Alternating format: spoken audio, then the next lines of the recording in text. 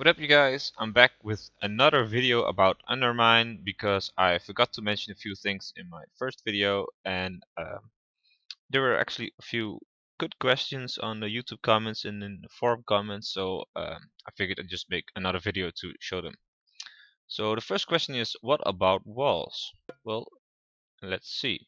Um, Usually when people use Undermine they use it like this.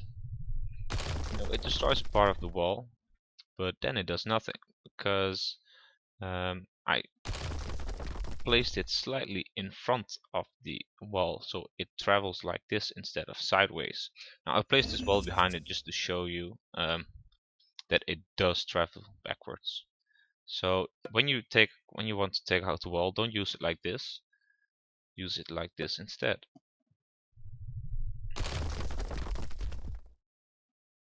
It travels rather slow, but when it touches the first part of the wall, it will destroy the wall entirely. So now it's right over here. Should be here soon. And as you can see, the limiting factor is the time, not the amount of damage it can do, because it actually deals 80 crush damage per second for 15 seconds. So another question was, what about towers and walls? How does that interact? Well, pretty much the same as walls and walls or towers and towers. You just place it in front and it travels through the wall, takes out quite a chunk, and travels further backwards, but there's nothing there.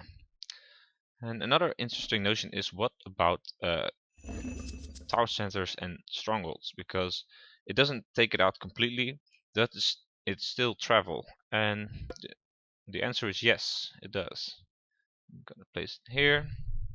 It's going to take out quite a decent chunk of the stronghold, but it still takes out part of the wall, pretty big part actually, and some towers, while still doing damage to the stronghold. So it's like when it touches a building, it will just deal damage to it for as long as the duration lasts, but it will still travel and destroy other buildings.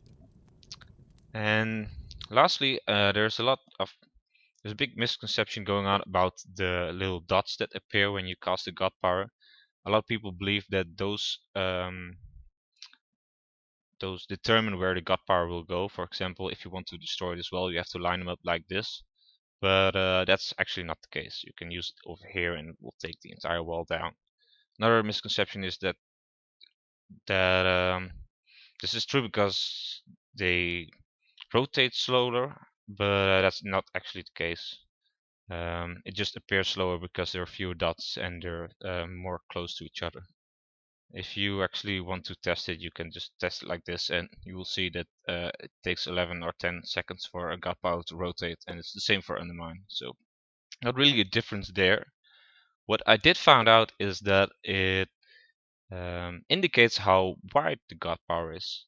If you cast it over here, maybe that's not the best example, but yeah, it takes out everything because all those little walls were within this range.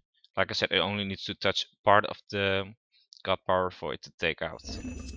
So let's see if you can make a better point here.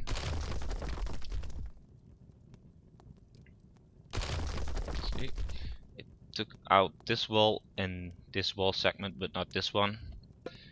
And if you look at the god power, the dots, you can actually see how it makes sense, because it fits right in there. So I believe these two dots indicate how wide the god power is.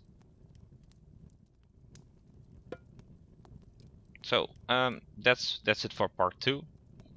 Like, comment, and subscribe. I'll probably make more about the other god powers, but I'm not sure which ones yet. So see you later.